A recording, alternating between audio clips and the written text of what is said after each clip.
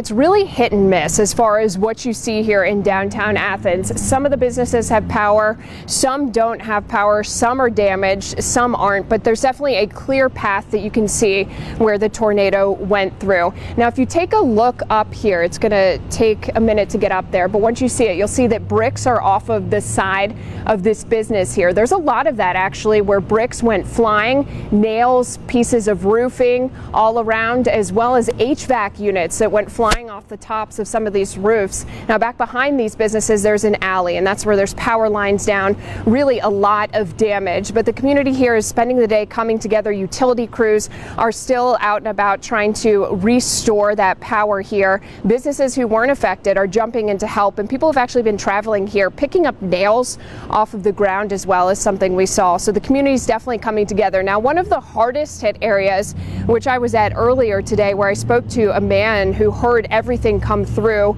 is right by the museum here in town. We want to go to Paige Meyer with more on that, where it's a devastating scene there. Paige? Tori, that's exactly right. I'm here at the Veterans Museum off of Pryor Street. And as you can see behind me, I'm hoping you can see it. I know it's a little bit dark, but this building was completely demolished. It's left down to the rubble. And the bricks on the bottom here are what's left of a veteran memorial that I'm told took years to paint. Now, some of the other damages include torn down fences, damaged roofs on both of these buildings here at the museum, and even the helicopter that was once on display torn off of its stand. Now, the president of the board of directors for the museum tells me they've spent the past 25 years building all of this stuff up. Now, as you can imagine, he was just heartbroken seeing the damages. Heartbreaking. What I saw when I arrived on the scene. We just had a ribbon cutting for behind me, the new military park, about a couple of months ago. We spent roughly $500,000 getting that project in place, and it's just heartbreaking. It really was. Jerry Crabtree tells me thankfully none of his artifacts on the inside of the museum were damaged and no injuries were reported. Now, Crabtree says it will be a while to get everything restored back to the way it was, but he says that recovery efforts are already in place.